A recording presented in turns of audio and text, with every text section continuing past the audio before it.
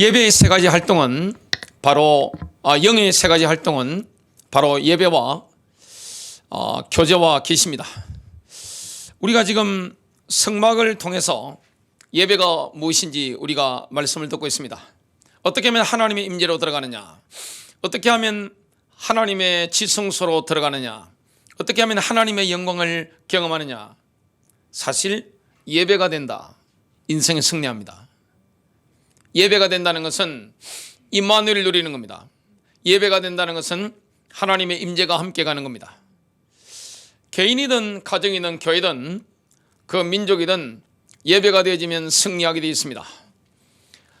그래서 이 성막은 세 구역으로 나눠져 있습니다.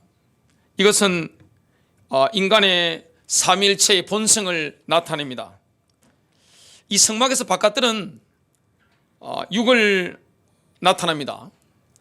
이 성막의 성소는 우리의 혼을 나타냅니다. 성막의 지성소는 영을 나타냅니다.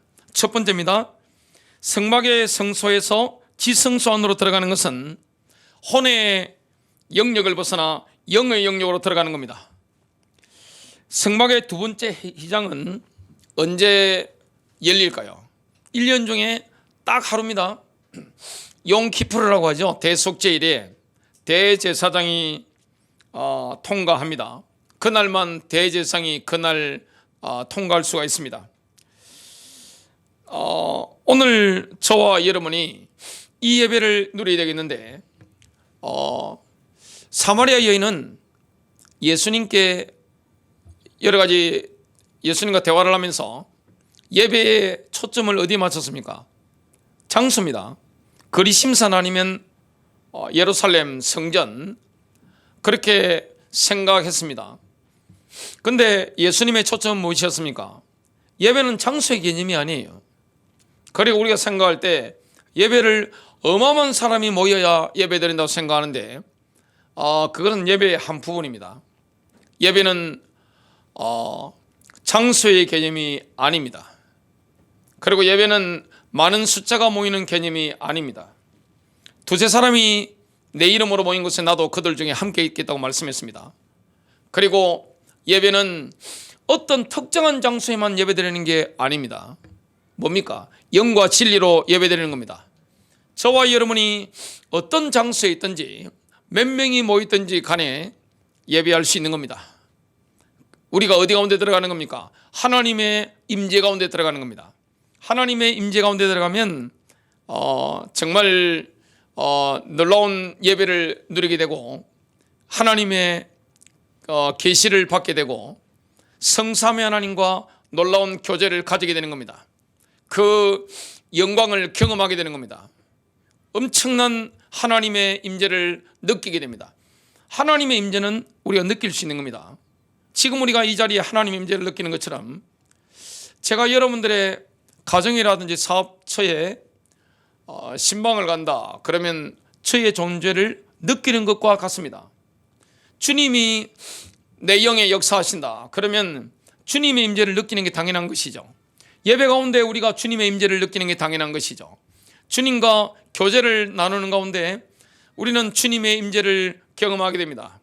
하나님의 임재 속에 우리는 하나님의 계시를 받게 되는 겁니다. 이 전부 다 뭡니까? 영의 활동인 것을 보게 됩니다.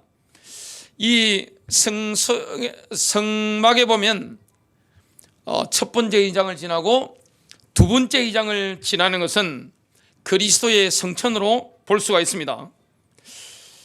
우리는 그리스도와 함께 다시 살리심을 받았죠. 함께 부활했습니다. 그리고 그리스도와 함께 하나님의 보좌에 앉도록 일으킴을 받았습니다. 에베소서 2장 4절부터 6절입니다. 긍휼이 풍성하신 하나님이 우리를 사랑하신 그 큰 사랑을 인하여 허물로 죽은 우리를 그리스도와 함께 살리셨고 너희는 은혜로 구원을 받은 것이라. 또 함께 일으키사 그리스도 예수 안에서 함께 하늘에 앉으셨으니, 사실 우리 그리스도인들은 진짜 내가 그리스도를 인격적으로 만났다, 나의 영적인 상태는 이미 하늘의 지성소에 가 있는 겁니다. 예배라는 것은 무엇이냐? 이런 영적인 상태 가운데서 우리가 하나님의 임재를 누리게 되는 것이죠. 그래서 예배라는 것은 굉장한 영의 활동입니다. 하나님과 교제하는 것은 뭡니까? 굉장한 영의 활동입니다. 날마다 예배하는데 예배가 되어진다. 얼마나 기쁩니까? 얼마나 신납니까? 얼마나 하나님의 계시를 받습니까? 예배가 되어지면 어떻게 됩니까? 안식을 얻게 됩니다. 인생의 방향을 예배 때마다 우리가 찾게 됩니다. 승리하게 되는 것이죠. 지성소에는 세키나 영광밖에 없습니다. 다른 빛이 없습니다. 우리가 이 예배를 통해서 하나님을 경험할 때 하나님의 임재 속에서는 뭘 경험합니까? 하나님의 세키나를 경험합니다. 세키나 영광을 경험하게 되는 거죠. 하나님의 그 놀라운 영광을 경험하게 되는 겁니다. 빛이 임하는 것입니다. 내 영에 빛이 임하는 거예요. 그러면 내 혼에도 하나님의 복이 임하는 것이고 나의 몸에도 하나님의 복이 임하는 것을 우리가 경험하게 되어 있습니다. 그래서 이 영의 세 가지 활동이 예배와 교제와 계시인데요. 이 예배와 교제와 계시는 오직 하나님과의 관계에서만 의미가 있습니다. 우리는 하나님과 영적으로 결합합니다. 그게 예배입니다. 경배입니다. 하나님과 우리가 영적으로 교제를 나눕니다. 그리고 하나님의 계시를 받습니다. 이런 은혜를 우리가 받게 됩니다. 두 번째입니다. 언약궤는 그리스도가 우리의 영에 계시된 겁니다. 두 번째 2장을 이렇게 쫙 열고 들어가면 딱 있는 게 뭡니까? 바로 언약궤입니다. 영에 계시된 그리스도, 그리스도가 우리 영에 계시된 겁니다. 지성소가 인간의 영을 나타내기 때문에 그렇습니다. 지성소는 인간의 영을 나타내는데 그 안에 언약궤가 있는데 그 언약궤는 누굽니까? 바로 그리스도입니다. 우리의 영에 계시된 그리스도. 너무나 놀라운 거죠. 노아의 방주는 그리스도 안에 있는 우리의 모형이고요. 모세의 언약궤는 우리 안에 있는 그리스도의 모형입니다. 우리 안에 계신 그리스도, 나의 영 가운데 계신 그리스도, 그겁니다. 언약궤는 아카시아 나무로 만들었습니다. 그리고 안팎을 금으로 칠했습니다. 나무는 예수님의 인생의 모형이고 금은 예수님의 신성을 상징하는 거죠. 언약궤를 딱 열면 그 안에 원래 세 가지가 들어있습니다. 첫 번째 들어있는 게 뭡니까? 십계명을 새긴 두 돌판입니다. 그리고 그 안에 뭐가 있느냐? 만나다만 항아리가 있습니다. 또 언약궤 안에는 원래 뭐가 들어있습니까? 아론의 쌍난 지팡이가 있습니다. 이게 솔로몬 성전으로 이렇게 전환되면서 모세의 성막이 솔로몬 성전으로 대치가 되면서 두 가지가 제거됐죠. 이 십계명 돌판 빼고 나머지 두 가지가 제거된 것을 보게 됩니다. 마지막 시대는 그게 다 회복되는 것을 성경은 말씀하고 있습니다. 십계명 돌판은 영원하고 어려운 하나님의 율법을 나타냅니다. 하나님의 어려움을 나타내는 율법은 하나님처럼 영원하고 변하지 않습니다. 시편 40편 7절 8절을 보면 하나님의 율법을 그리스도와 연관지어 말씀합니다. 그때 내가 말씀드리기를 보소서 내가 왔나이다. 나에 관하여 기록한 것이 두루마리 책에 있나이다. 오 나의 하나님이여 내가 주의 뜻 행하기를 기뻐하오니 정녕 주의 법이 나의 마음속에 있나이다 라고 하였나이다. 언약궤 안에 있는 두 돌판은 그리스도를 의미합니다. 그리스도는 어떤 분입니까? 그의 마음에 하나님 법을 가지고 있어서 하나님의 어려운 율법으로부터 한치도 벗어남이 없는 그리스도를 의미합니다. 너무나 놀라운 거죠.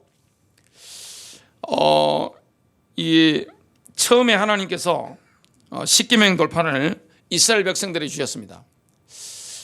그때 어떤 일이 있었는가 하면 모세가 십계명 두 돌판을 받아서 내려왔는데 이스라엘 백성이 뭐하고 있었습니까? 금송아지를 만들고 난장판을 만들어 버린 거예요. 난리가 난 겁니다. 그래서 첫 계명을 어겼죠.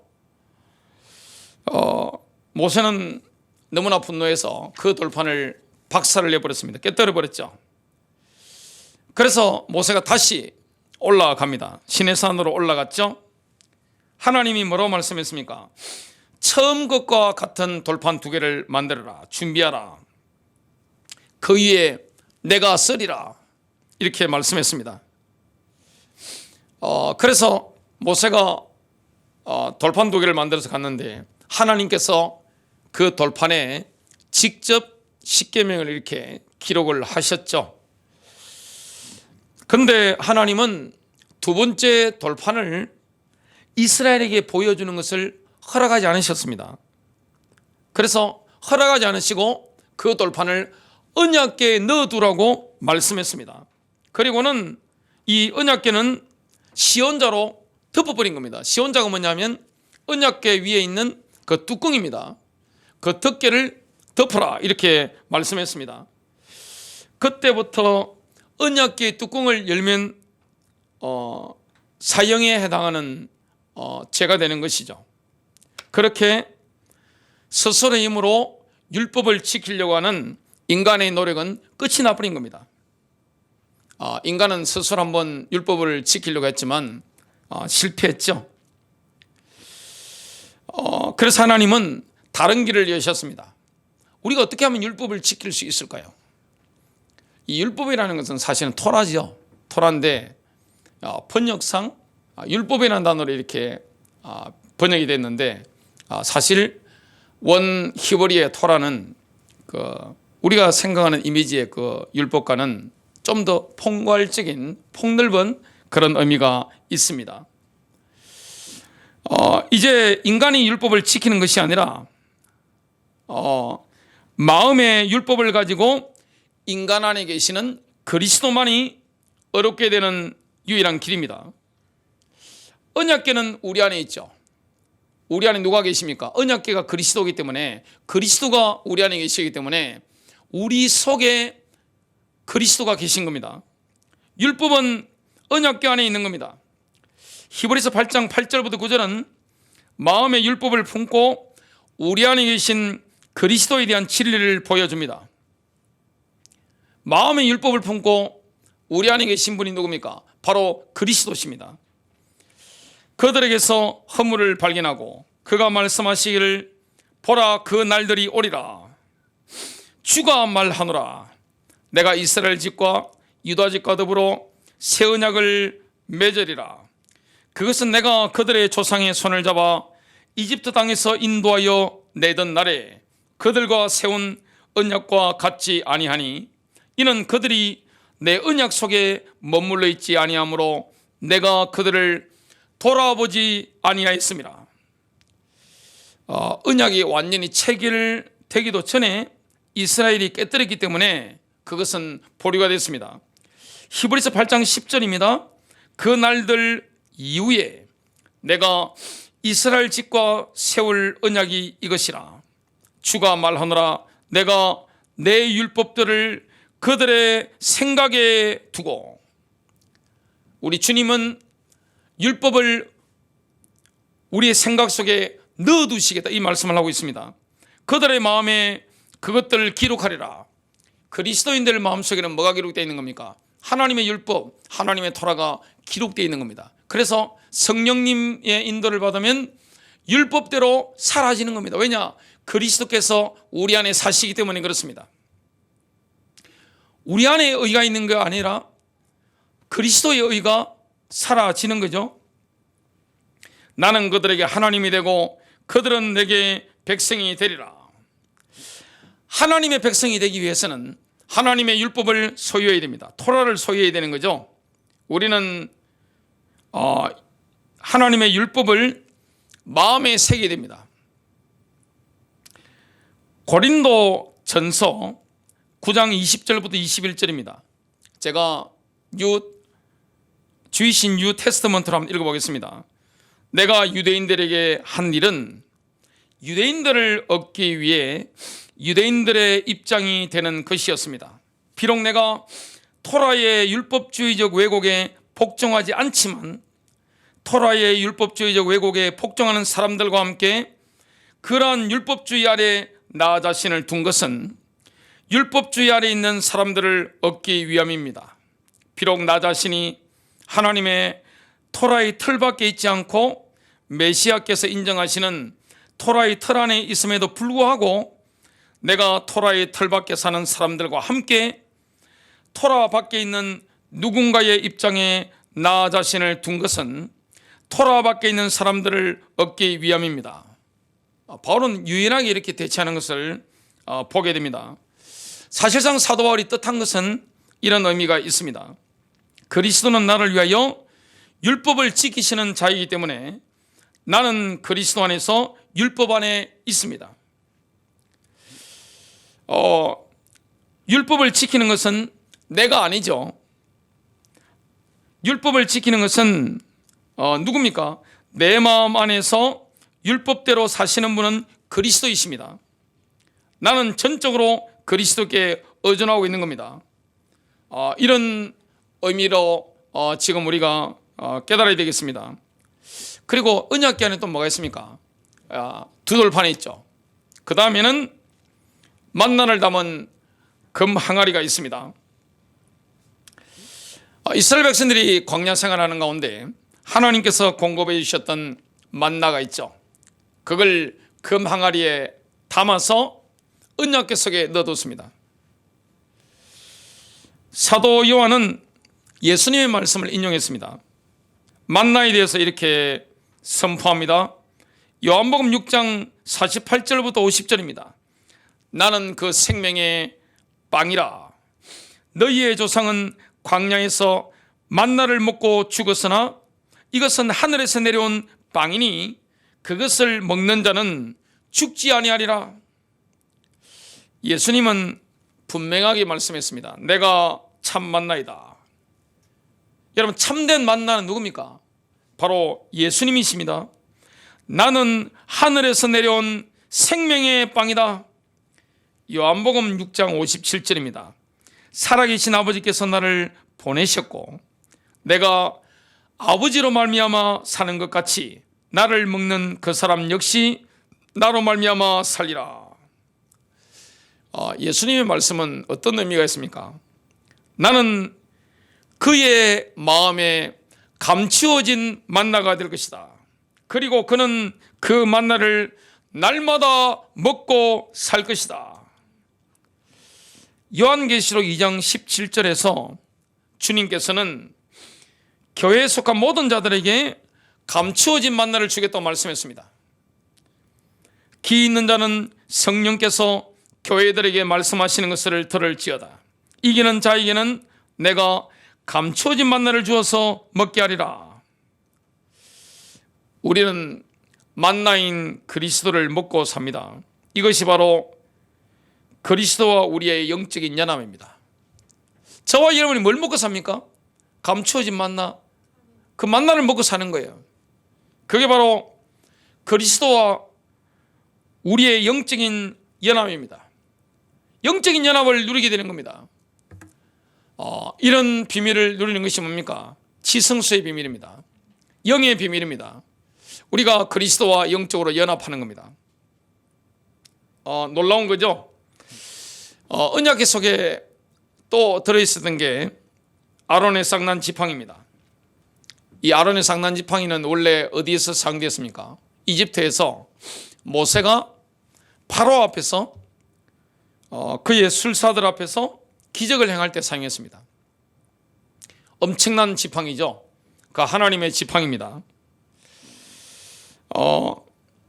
근데 문제가 생겼습니다.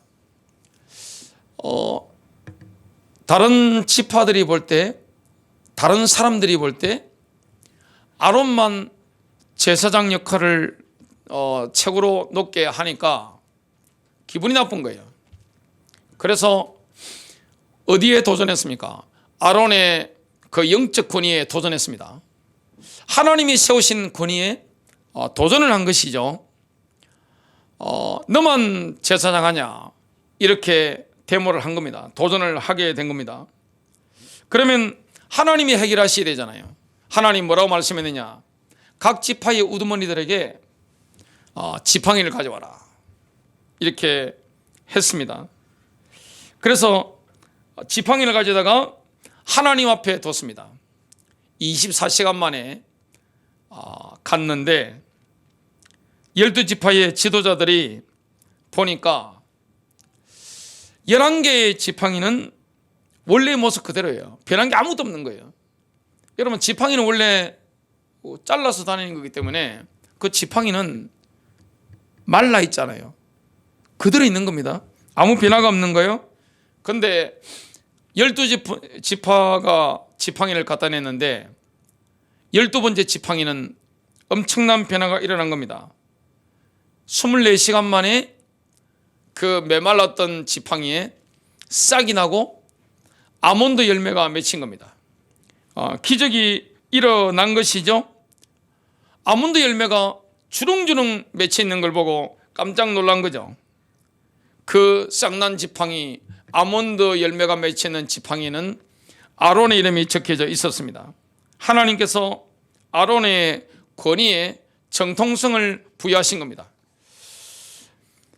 오늘날에는 그 지팡이에 아론의 이름이 아니라 예수 이름이 새겨져 있습니다. 하나님께서는 예수님을 죽음에서 일으키심으로 그분의 신성을 입증하셨습니다.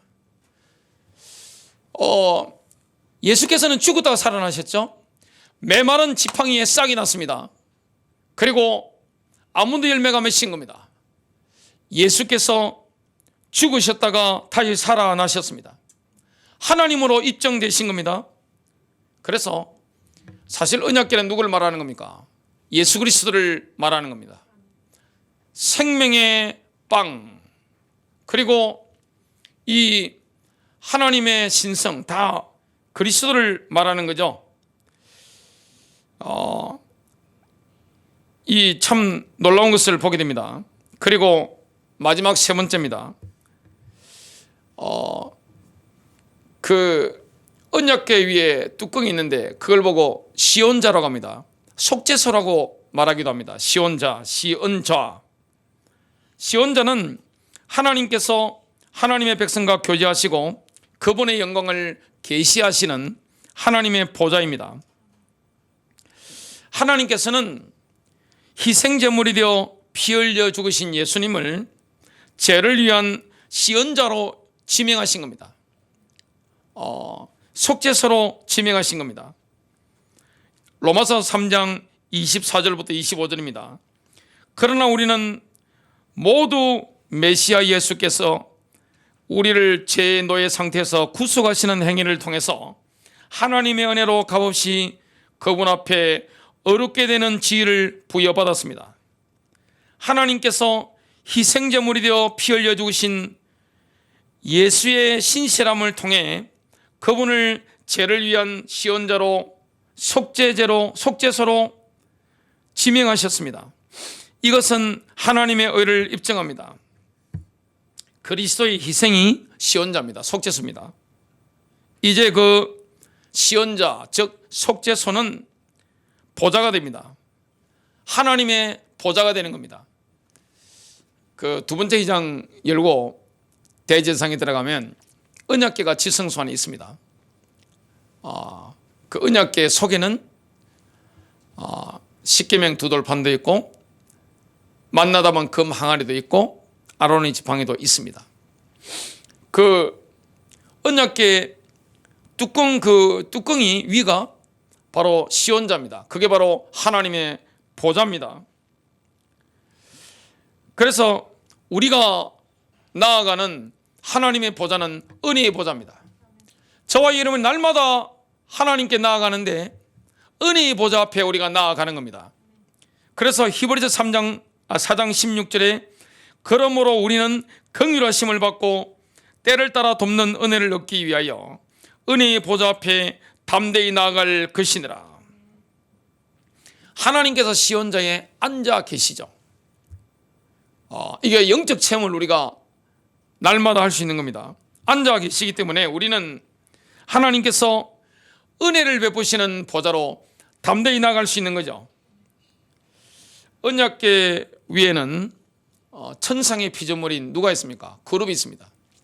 천사 가운데 최고의 천사, 대천사 가운데 그룹이 있는데 그 그룹이 딱 있는 겁니다. 그룹은요, 금을 두들겨서 만들었습니다. 언약궤 양 끝에 무릎을 꿇고 있습니다. 이 그룹이 딱 무릎을 딱 꿇고 얼굴은 안쪽을 바라보죠. 서로가 안쪽을 딱 바라보고 있습니다. 하나님의 보좌가 있으시고 주님이 거기 임재하시기 때문에 그룹이 무릎을 딱 꿇고 얼굴을 안쪽을 향해서 딱 바라보고 있습니다. 날개를 딱 펴고 있는데 서로의 날개가 이 시온자 위에 맞닿아 있는 겁니다. 거기가 누구의 자리죠? 하나님의 보좌입니다. 하나님의 임재가 거기 있는 겁니다. 세키나의 영광이 거기에 있는 겁니다. 이걸 우리가 예배 때마다 경험하게 되는 거예요. 이게 바로 하나님의 임재입니다. 놀라운 현장인데요. 이 시온자를 덮은 그룹들의 날개는 예배를 상징하죠. 이 날개가 이렇게 겸손하게 딱 덮여 있는 거 예배를 상징합니다. 서로를 마주보고 있는 얼굴은 교제를 나타냅니다. 얼굴 봐야 교제가 일어나니까 하나님께서는 날개들과 얼굴이 만나는 곳에서 세키나 영광을 계시할 것이라고 말씀했습니다. 출애굽기 25장 20절부터 22절입니다. 그 그룹들은 날개들을 높이 펴서 그들의 날개들로 자비석을 덮고 그들의 얼굴을 서로 마주보게 하며 자비석을 향하여 그룹들의 얼굴이 있게 할지니라. 너는 자비석을 개 위에다 얹고, 자비석 시온자죠. 이걸 언약궤 위에 얹으라고 하는 거죠. 뚜껑을 덮어라 이 말이죠. 내가 내게 줄 증거판을 궤 안에다 넣을지니라. 거기에서 내가 너와 만나고 모세와 만나는 현장이 어디입니까? 하나님의 사랑과 만나는 현장이 어디입니까? 바로 시온자입니다. 이걸 우리가 날마다 경험하게 되는 겁니다. 그래서 예배라고 하는 것은 장소의 개념이 아니에요.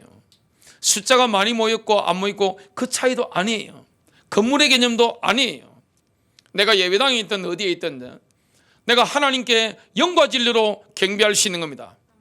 그러면 우리가 어디 가운데 들어가느냐? 영 가운데 들어가는 겁니다. 하나님의 지성소, 하나님의 임재로 들어가는데 그 예배를 통하여 이 하나님을 경배하게 되는 거죠. 이게 다 영의 활동입니다. 그리고 나의 영으로 하나님과 교제할 수 있는 겁니다. 하나님과 영적으로 교제를 하게 되는 겁니다. 엄청난 거죠. 여러분, 사람이 사람을 만나서 결혼을 하면 뭐가 나옵니까? 생산이 일어나죠. 자녀가 태어납니다. 경배가 진짜 되진다. 어떻게 되냐? 창조의 능력이 나타나는 겁니다. 하나님과 교제하면 얼마나 놀랍습니까? 그게 일어나는 겁니다. 내가 너와 만나고 또 내가 자비석 위 정거궤 위에 있는 두 그룹 사이로부터 내가 이스라엘 자손에게 계명들로 줄 모든 것들에 관해 너와 교제하리라. 하나님께서 여기서 우리와 교제하시는 겁니다. 그리고 그 장소에서 하나님의 이 세키나가 임하기 때문에 뭐가 임합니까? 계시가 임하는 거예요. 그래서 영의 세 가지 활동이 뭡니까? 예배입니다. 예배는 내가 영으로 하는 겁니다. 하나님의 지성소에서 본격적으로 되어지는 것이 무엇입니까? 예배입니다. 어떤 현장이든지 내가 예배할 수 있는 겁니다. 하나님은 영이시니 예배하는 자가 영과 진리로 예배할지니라. 여러분, 자동차 안에서도 예배가 되죠. 식탁에서도 예배할 수 있습니다. 공부하면서도 경배가 되는 겁니다.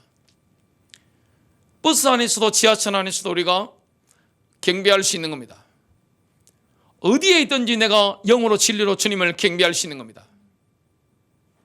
저와 여러분의 이 영의 상태는 거듭난 그리스도인이라면 이미 에베소서 2장 6절 말씀처럼 지승수에 들어가 있는 겁니다. 그러면 거기서 뭘 경험하는 거죠? 하나님의 영광을 경험하게 되는 겁니다. 예배 시간마다 하나님의 세키나를 경험하게 되는 겁니다. 예배 시간마다 우리는 하나님과 교제하게 되는 겁니다. 이 다 영의 활동이에요. 예배는 육의 활동이 아닙니다. 영의 활동입니다. 그리고 거기서 뭐가 임하는 겁니까? 하나님의 계시가 임하는 겁니다. 승리하시기를 주님의 이름으로 축복합니다.